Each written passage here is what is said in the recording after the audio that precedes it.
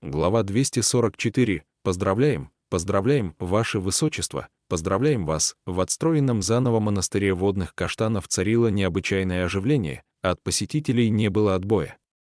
Селянь сновал между несколькими длинными столами, заставленными едой до отказа.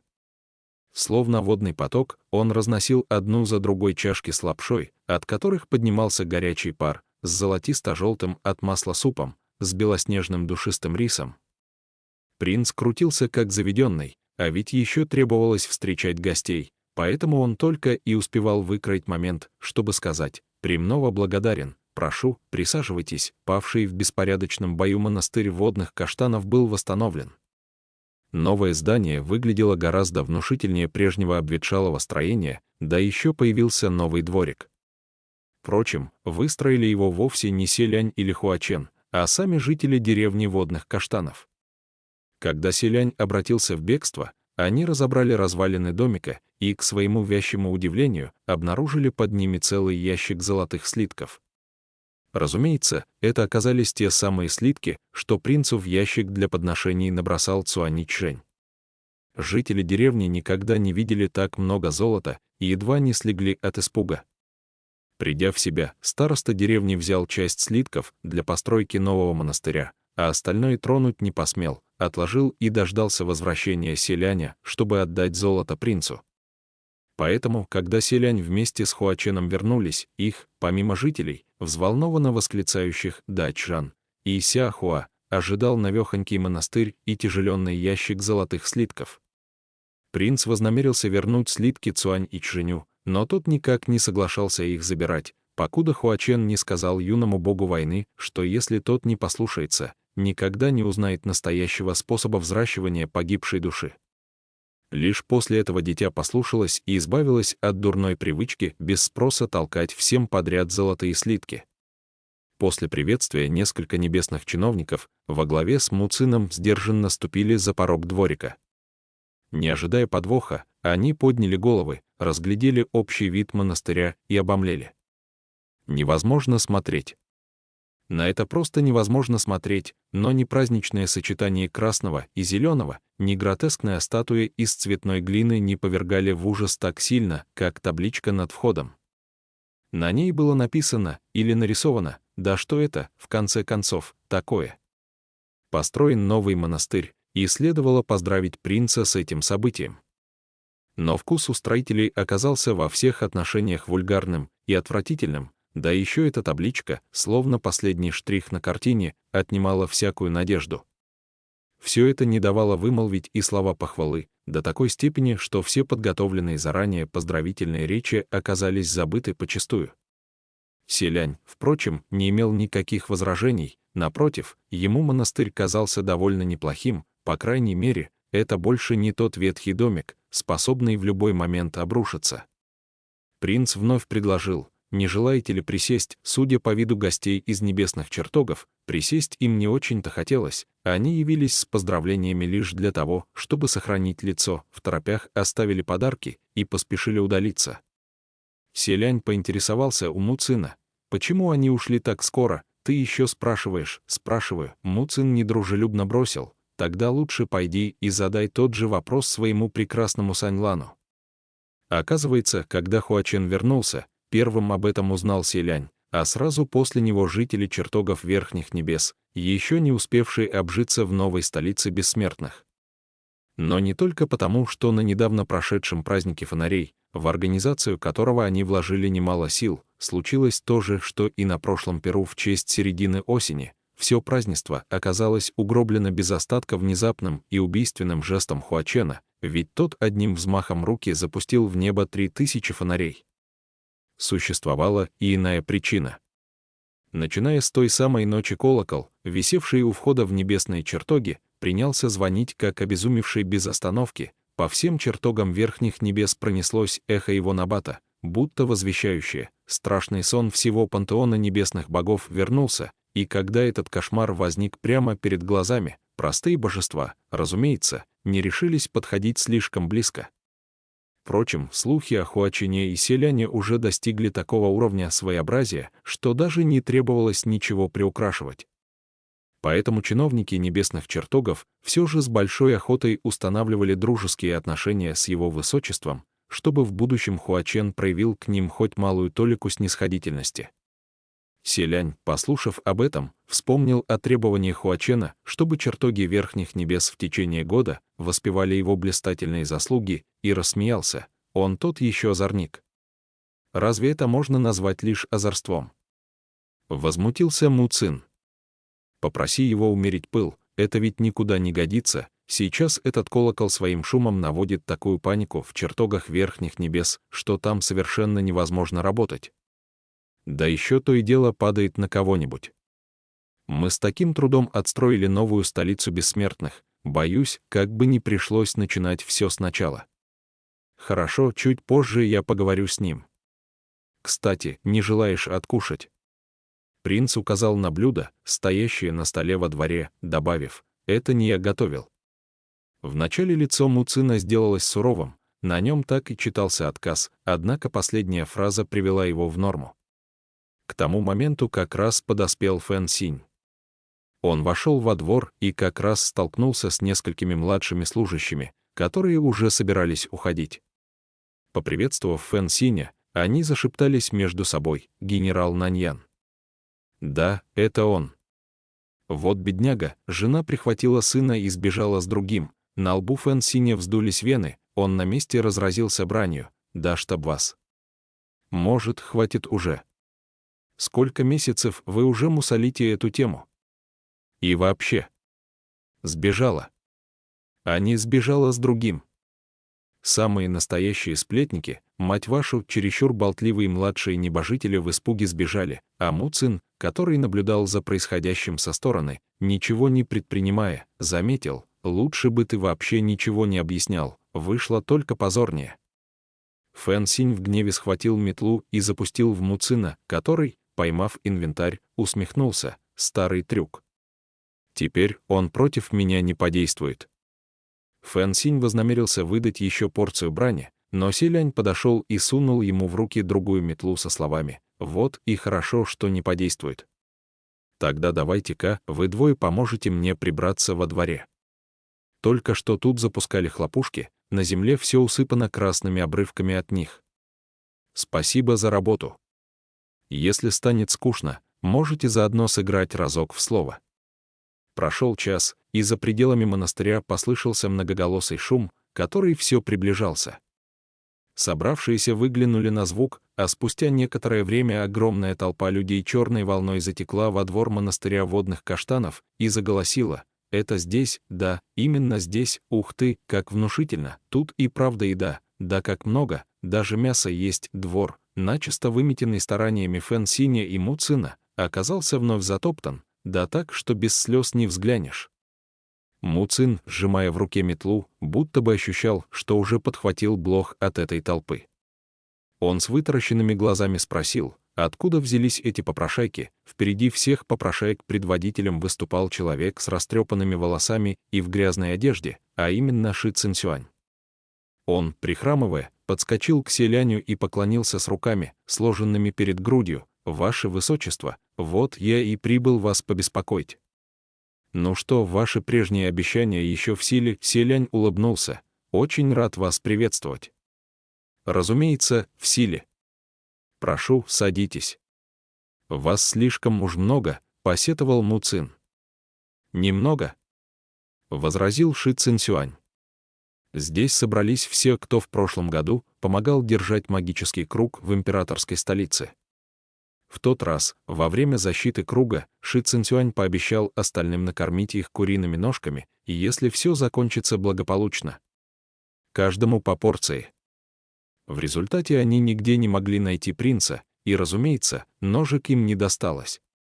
Зато сегодня обещание наконец получилось исполнить. На стол одну за другой поставили чашки с лапшой и куриными ножками, а Ши Цинсюань воскликнул: «Сегодня можете ничего не стесняться, ешьте». Попрошаек пришло так много, что они не поместились за столом, уселись прямо на землю, радостно восклицая, затем схватили по большой чашке и принялись есть, прихлебывая да причмокивая. Внезапно кто-то в разгар пиршества завопил: «Стойте, здесь вредоносная Ци!» Повернувшись на голос, все увидели группу людей во главе со всевидящим глазом. «А вы как здесь оказались?» — спросил Селянь, чувствуя, что у него начинает болеть голова. «В прошлый раз мы тоже помогали, почему бы нам не присоединиться?» — ответил всевидящий глаз, затем высоко поднял свою чашку и с серьезным видом заявил: «Уважаемые, послушайте меня, я не мог ошибиться. Пища в этой чашке источает ци нечистой силы, боюсь, ничего хорошего в ней нет, это слишком подозрительно. Скорее отставьте еду в сторону, никто не удостоил его вниманием». Попрошайки, съев уже по чашке, помахали пустой посудой с криками добавки. Фэн Синь и Му Цин, устроив сражение на метлах, наконец вымели все обрывки огненно-красных хлопушек со двора. Затем, глядя, как остальные с аппетитом едят и пьют, тоже сели за стол и взяли по чашке. Как раз к тому моменту всевидящий глаз сердито воскликнул: «Почему вы меня не слушаете?» Заклинатель направился было на кухню, проверить, что там творится, но Ши Цинцюань усадил его обратно и сказал: «Ну что вы в самом деле, Дачжан, взбрело же вам в голову? Это ведь владение собирателя цветов под кровавым дождем. Совершенно нормально, что здесь повсюду витает ци нечистой силы. Ладно, ладно, вас это так беспокоит. Я пойду сам поглядеть, а вы сидите, не поддавайтесь волнению». Он в самом деле поднялся и сам направился к кухне, приподнял шторку и произнес: «Видите, что здесь странного? Постойте», — вмешался Селянь, «я тоже хочу взглянуть». Однако, когда принц, а с ним Ши Цинцюань, Фэн Синь и Му Цин просунули голову за шторку, все разом застыли в потрясении. Их взором предстал высоченный и грузный мясник Хряк, который бешено стучал по разделочной доске тесаком. И если бы за его спиной висели не свиные ноги, можно было бы решить, что он рубит человечину.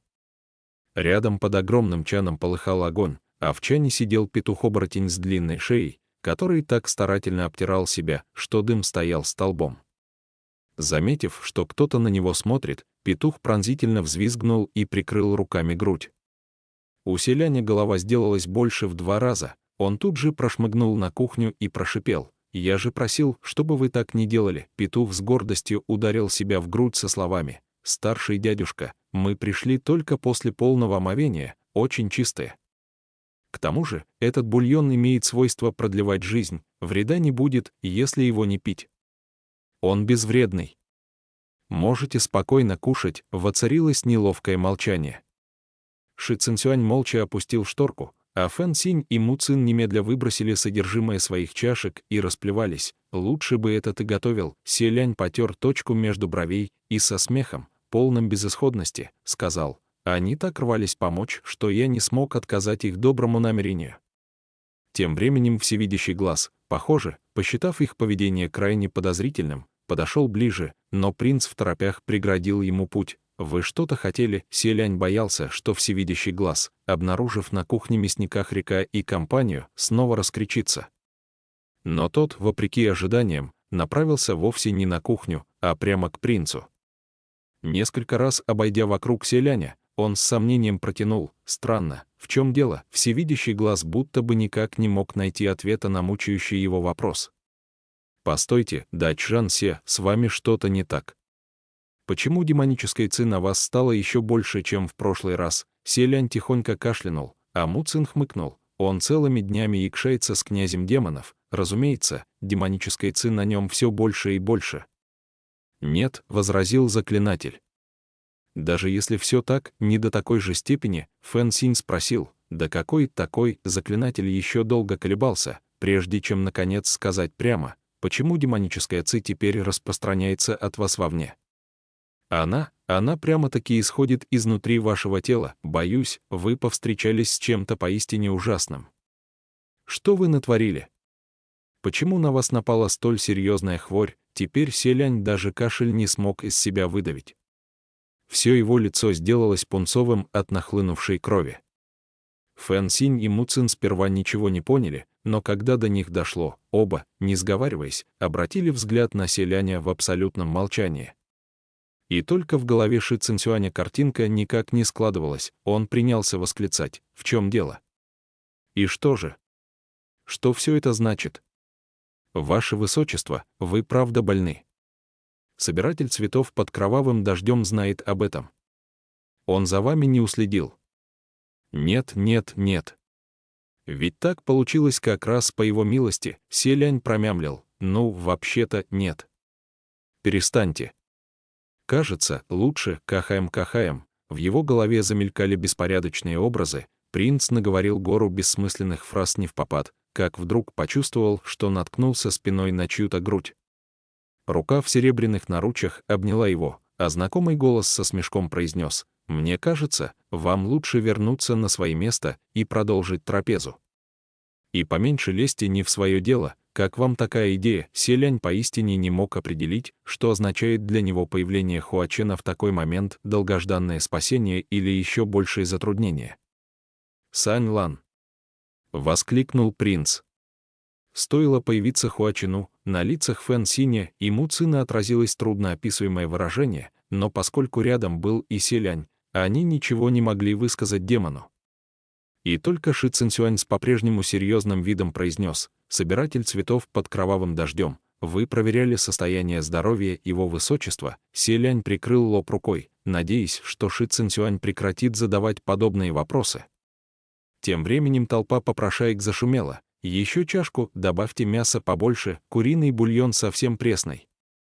«Не жалейте соли». Му Цин, не в силах больше смотреть на это, обратился к ним: «Вы хотя бы знаете, что находитесь в священном монастыре? Здесь божеству поклоняются, нельзя ли вести себя посдержаннее?» Но попрошайки пропустили уговоры мимо ушей.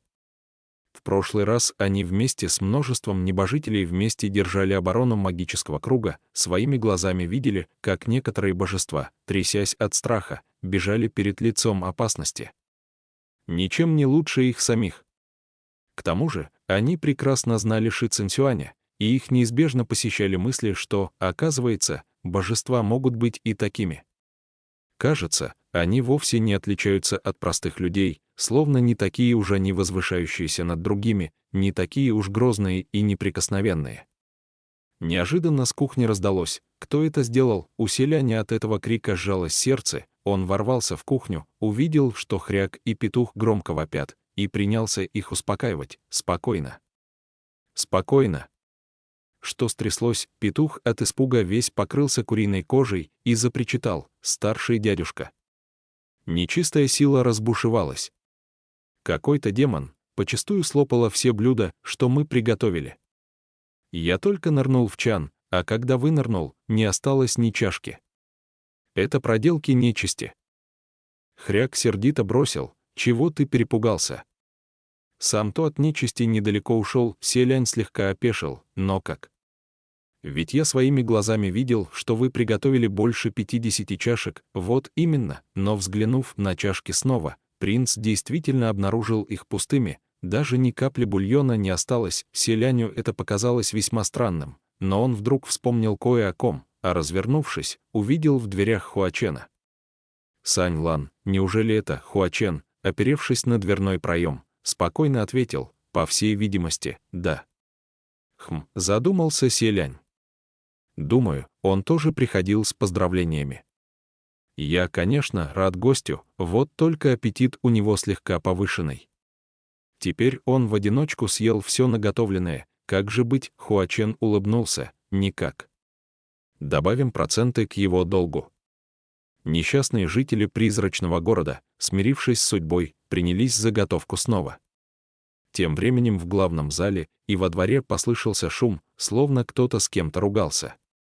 Селянь собрался выйти разнять ссорящихся, но Хуачен взял принца за руку и вывел через другую дверь. Они вдвоем, держась за руки, покинули монастырь водных каштанов. По дороге путь преграждали деревья, и было бы удобнее идти по отдельности, расцепив ладони, но они двое не хотели отпускать друг друга, поэтому то и дело сворачивали, обходя препятствия. Селянь на очередном повороте спросил: «Сань Лан, куда мы идем? Здесь слишком шумно, пусть себе забавляются, а нам лучше уйти». Обернувшись на ходу, принц с некоторым беспокойством произнес: «Мы вот так их оставим. Монастырь только-только отстроили, что если они опять его обрушат?» Хуачен с полным безразличием сказал: обрушат так обрушат, построим новый, вот и все. ГГ, если ты пожелаешь, я построю столько, сколько тебе понадобится. Ха-ха-ха-ха-ха-ха, ночь, в храме тысячи фонарей. Селянь, после омовения, облачившийся в тонкое белоснежное нательное одеяние, оперся на нефритовый стол возле кушетки и что-то выводил на бумаге, черта за чертой. Он готовил образец каллиграфии для Хуачена, чтобы тот занимался переписыванием. Демон восседал рядом, откинувшись назад, тоже в нательном одеянии, со слегка распахнутым воротом, и со скучающим видом поигрывал в руке красной коралловой бусиной на своей косе. В свете фонаря, мягком словно яшма, Хуачен не сводил глаз с принца. Спустя довольно долгое время он, словно удовлетворенный зрелищем, прищурил глаза и вздохнул: «ГГ, оставь, идем спать». Селянь, которому совсем недавно уже пришлось хватить лихо, решительно отказался попадаться на одну и ту же уловку. От тона, которым были сказаны слова Хуачена, у принца обдало жаром уши, однако он заставил себя сохранить спокойствие и продолжил выписывать иероглифы, со всей серьезностью говоря: «Нет. Сань Лан, сегодня кто-то снова сказал, что у тебя ужасный почерк, тебе следует старательно упражняться, в противном случае я не хочу, чтобы люди узнали, что это я тебя обучал».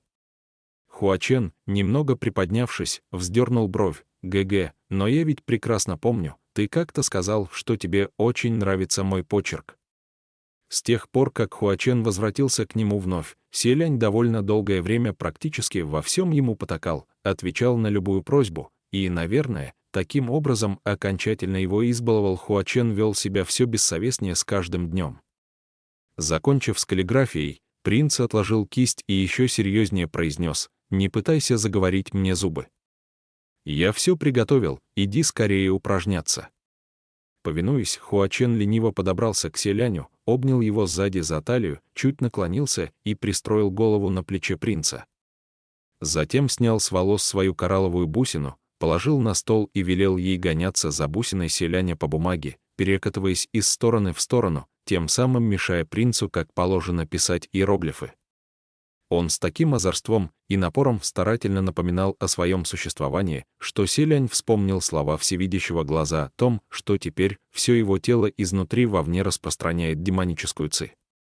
А подумав о том, что эта демоническая ци принадлежит Хуачену, принц невольно ощутил нетерпение и слабость, несколько раз попытался воспротивиться, впрочем, не слишком решительно, и тихо выдохнул: «Пиши как следует, хорошо, как скажешь, ГГ». Хуачен взял кисть, написал 2 строки стихотворения и положил снова. Селянь, поглядев на его творение, покачал головой, в неведомо какой по счету раз повторяя про себя: «Тут уж ничем не поможешь». Помолчав, принц тоже поднял кисть и помог завершить 2 последние фразы стиха. Закончив с написанием, Селянь осторожно подул на лист бумаги, взял его в руки, и они вдвоем посмотрели на совместно написанное произведение. Чернильные слова на бумаге сложились в стихотворение, которое славилось изяществом на всю Поднебесную. Кто раз познал безбрежность моря, того иные воды уж не удивят. И никакие облака не назову я облаками, помимо тех, что над горой Ушань парят. Пройду сквозь заросли других цветов, не обернувшись, неинтересна мне их красота. Подмогой в том мне твердость духа лишь наполовину, а остальное — ты, любовь моя. Даже Мин, лежащий на краю стола, широко открыл глаз, неотрывно глядя на бумагу, словно в наивысшей степени наслаждаясь зрелищем.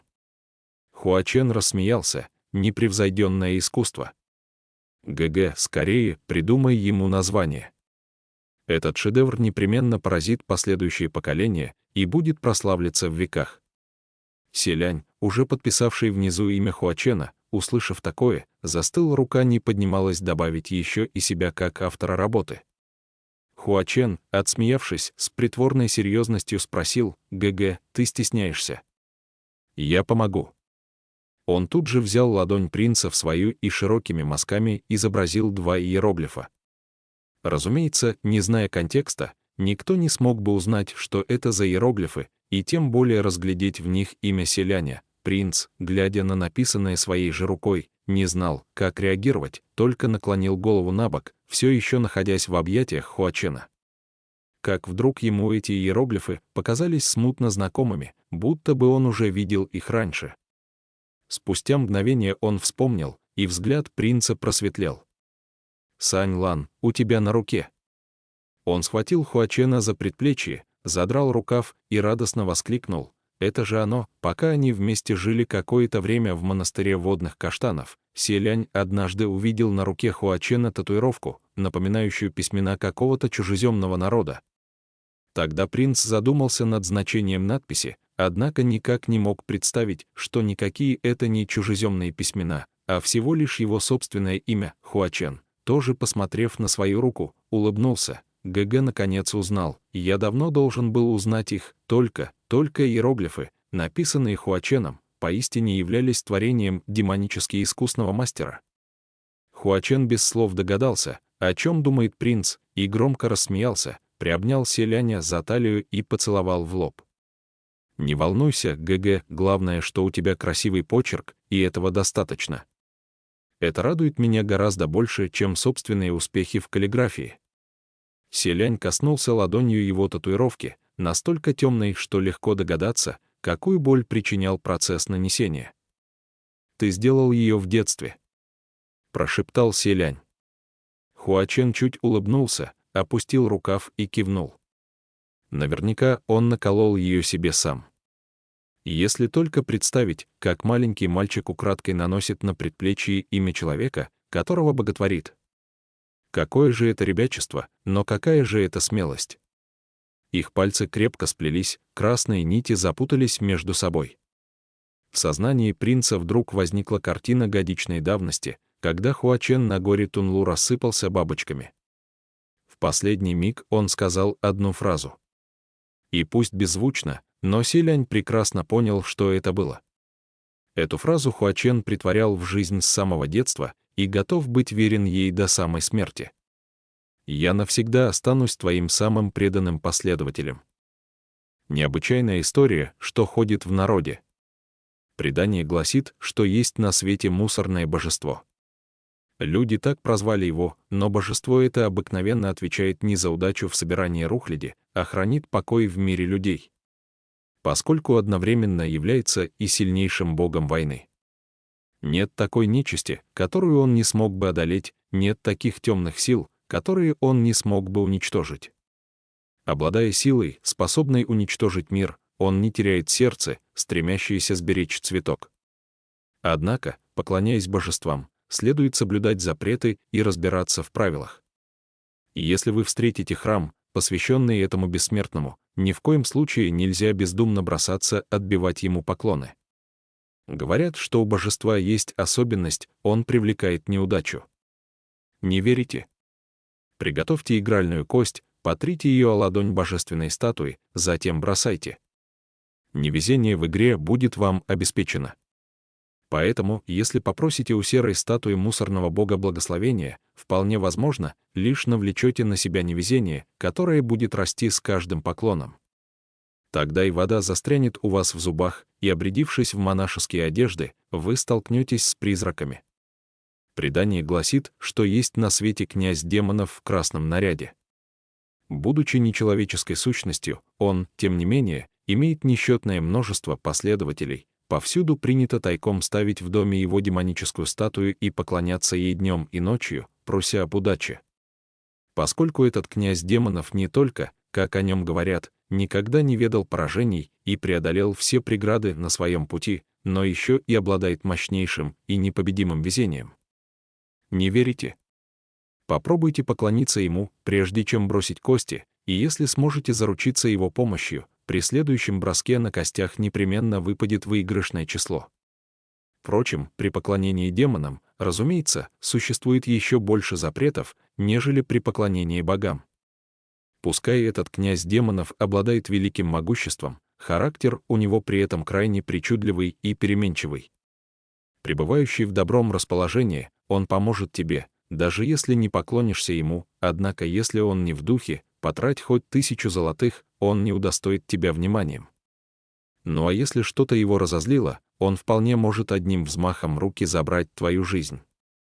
Поэтому, как и в случае с божеством, лучше держаться от него на почтительном расстоянии ради своего же блага.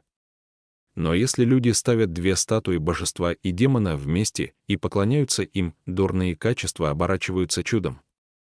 Князь демонов в красном наряде прогоняет невезение, увивающееся за мусорным божеством, и тот проявляет свое истинное лицо. Люди с удивлением обнаруживают, что, оказывается, статуя мусорного божества вовсе не серая, а сверкающая золотом. Каждая легенда имеет свои основания. Но эта история, возможно, очень длинная, и, наверное, нужно начинать рассказывать ее с событий 800-летней давности, а то и раньше, сказать трудно. И повествование будет длиться очень и очень долго, это тоже трудно сказать. Да и не у каждого достанет терпения слушать. Но вот что можно утверждать наверняка.